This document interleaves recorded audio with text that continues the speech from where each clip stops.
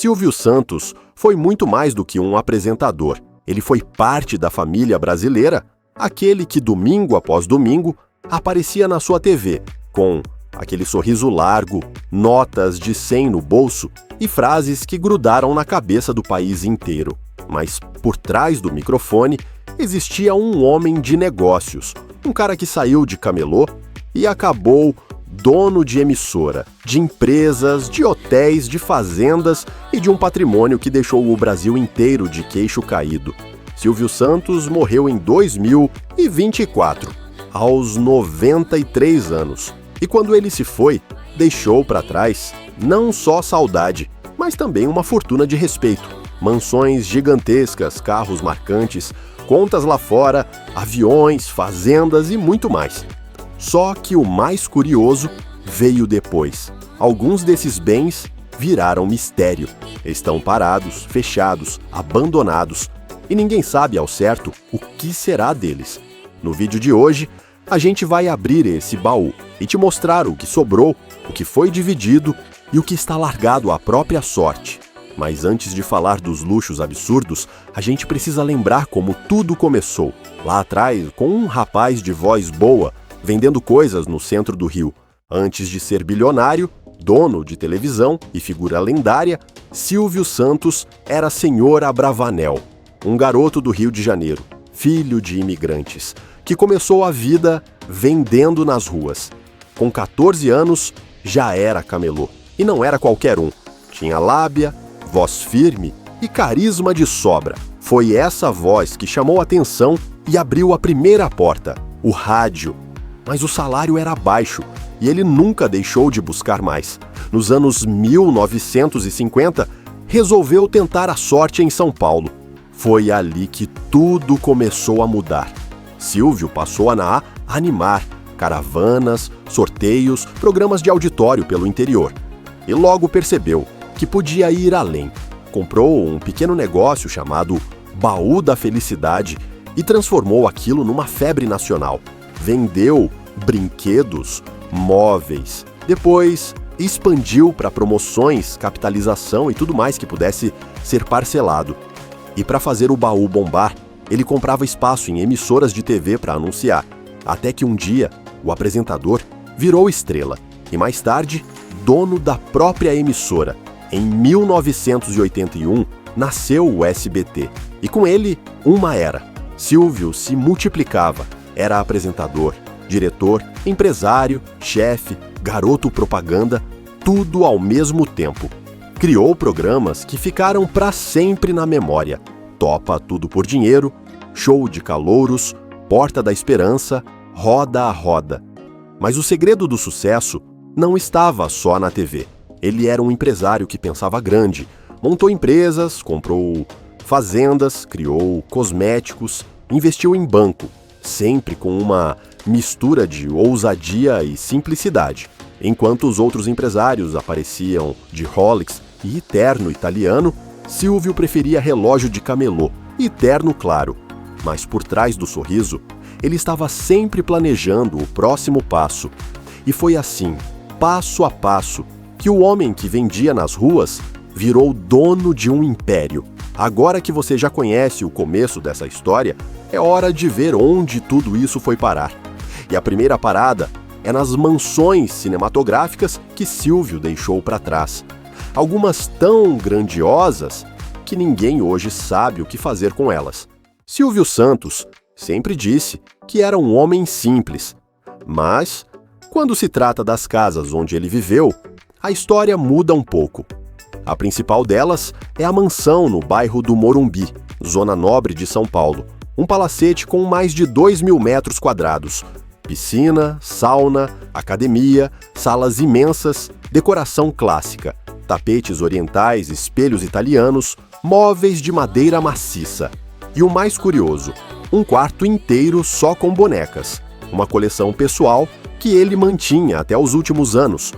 Foi lá que ele morou, por quase 50 anos. E também onde viveu momentos difíceis, como o sequestro da filha Patrícia, em 2001.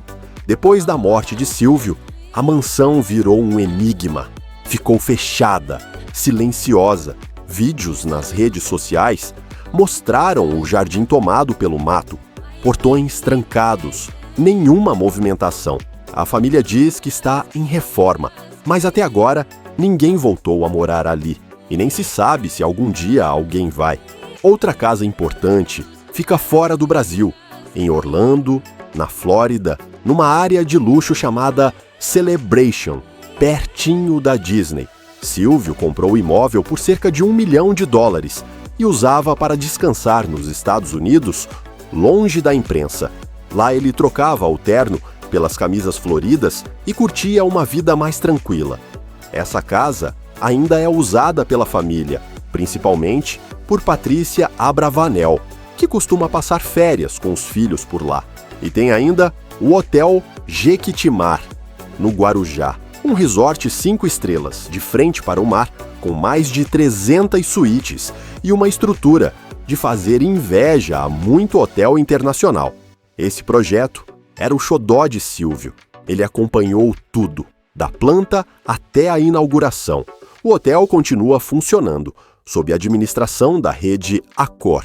Mas sempre que alguém entra lá, é impossível não lembrar que foi ideia dele.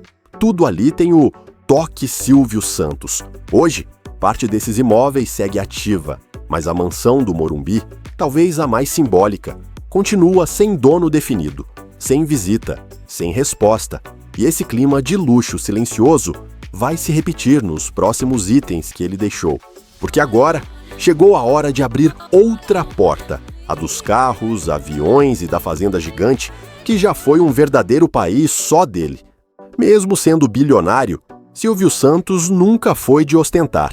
Mas isso não quer dizer que ele não tenha tido seus brinquedos de luxo, especialmente quando o assunto era carro, avião e fazenda. Nos anos 1970, Silvio desfilava pelas ruas com um Chevrolet Camaro V8, esportivo, barulhento, chamativo. Foi o único carro com cara de ostentação que ele teve.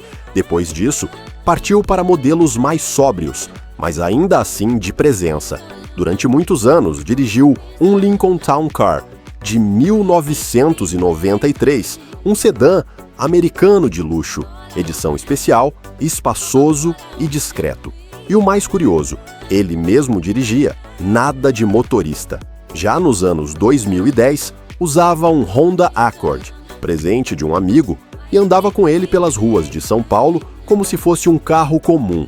Apesar de gostar de dirigir, Silvio também voava, literalmente. Ele tinha licença de piloto e, por muito tempo, pilotava seus próprios jatinhos. Isso mesmo, não era só dono, era o comandante. Tinha aviões executivos para viagens entre São Paulo, Brasília e Orlando, Gulfstream, Cessna, modelos que atendiam suas rotinas entre negócios e descanso. Mas talvez o bem mais impressionante, fora da cidade, tenha sido a Fazenda Tamakave, no Mato Grosso. Um território imenso, com 95 mil hectares e mais de 10 mil cabeças de gado. Para comparar, é quase o tamanho da cidade de Recife. Silvio comprou a fazenda nos anos 1970, investiu pesado em gado, produção e estrutura.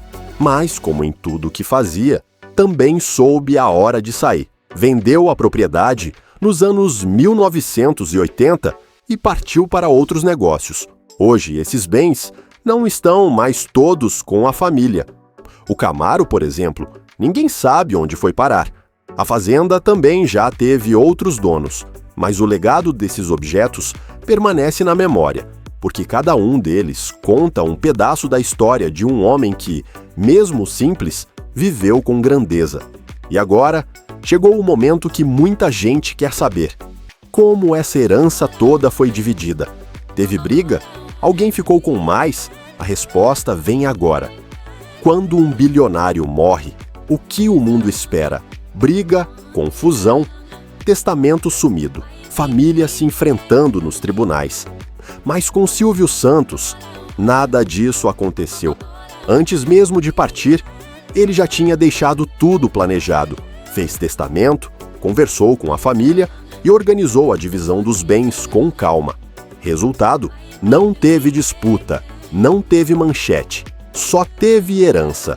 Silvio teve 6 filhas, Cíntia e Sílvia, do primeiro casamento, Daniela, Patrícia, Rebeca e Renata, do segundo, com Iris Abravanel, sua companheira por mais de 40 anos.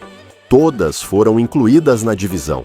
Segundo relatos próximos à família, cada filha ficou com cerca de 100 milhões de reais em dinheiro vivo, fora os imóveis, empresas e outros bens específicos. Só aí, estamos falando de 600 milhões de reais. Iris, a viúva, também ficou com uma parte significativa do patrimônio. Não se sabe exatamente o valor, mas o suficiente para manter controle e estabilidade dentro do grupo familiar. O mais impressionante é que Silvio acompanhou tudo isso ainda em vida. Viu as filhas assumindo cargos, tomando decisões, tocando os negócios. Para ele, isso era fundamental. Queria garantir que tudo continuasse funcionando sem ele. E conseguiu. A primogênita Cíntia chegou a dizer: "Meu pai já dividiu sim uma parte da herança, e acho isso importante. Ele teve a oportunidade de ver o que estamos realizando com as coisas que ele construiu. Ou seja, não foi só herança material. Foi também uma sucessão afetiva e estratégica. A única disputa que surgiu foi com o Estado de São Paulo. Isso porque o governo tentou cobrar imposto sobre os 429 milhões de reais que Silvio tinha nas Bahamas. A família entrou na justiça, dizendo que o valor, por estar no exterior, não deveria ser tributado. A justiça deu uma liminar a favor da família, suspendendo a cobrança de cerca de 17 milhões de reais de imposto. Um processo que ainda está em andamento, mas que mostrou que as herdeiras estão alinhadas, não entre elas, mas contra quem ameaça o baú.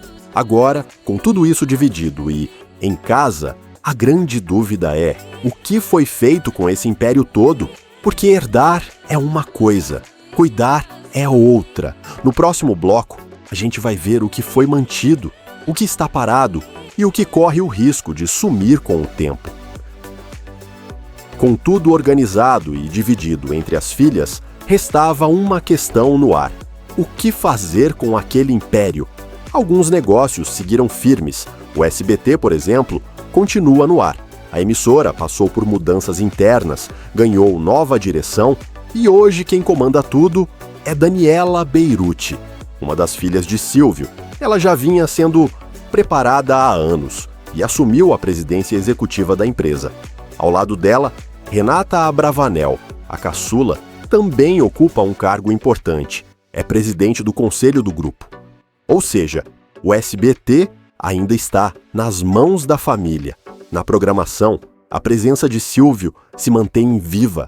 O programa Silvio Santos agora é apresentado por Patrícia Abravanel, que tenta manter o estilo do pai. Tem também Rebeca no Roda a Roda e Sílvia em programas infantis. A ideia é manter a imagem dele presente, mesmo depois da partida. Outras empresas seguem operando. A Jequiti Cosméticos continua funcionando, embora rumores indiquem que pode ser vendida a qualquer momento. O hotel Jequitimar, no Guarujá, está ativo e recebe hóspedes normalmente, mas nem tudo está claro. A mansão do Morumbi, por exemplo, segue fechada. A família afirma que está em reforma, mas o imóvel ainda não foi reocupado nem vendido. É uma espécie de símbolo do que ficou, bonito por fora, mas parado no tempo. A casa de Orlando, nos Estados Unidos, é usada pela família em temporadas. Nada mudou muito por lá. O que se vê é uma herança funcionando em partes. O grupo não desmoronou, as empresas continuam abertas e as filhas assumiram posições. Mas há também silêncio, imóveis sem uso, estruturas que parecem congeladas. E no fim das contas, fica a dúvida: o império vai crescer de novo ou vai apenas se manter? Vai ser atualizado ou vai virar memória? Silvio deixou o palco, mas a luz do estúdio ainda está acesa. Resta saber até quando. Agora, no último bloco, vamos olhar de cima para tudo isso e entender quanto vale de verdade esse legado.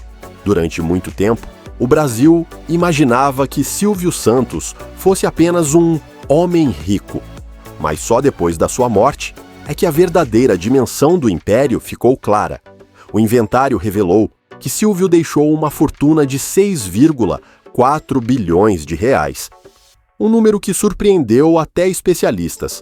A maior parte desse valor está distribuída entre empresas, imóveis, aplicações e dinheiro em contas dentro e fora do Brasil.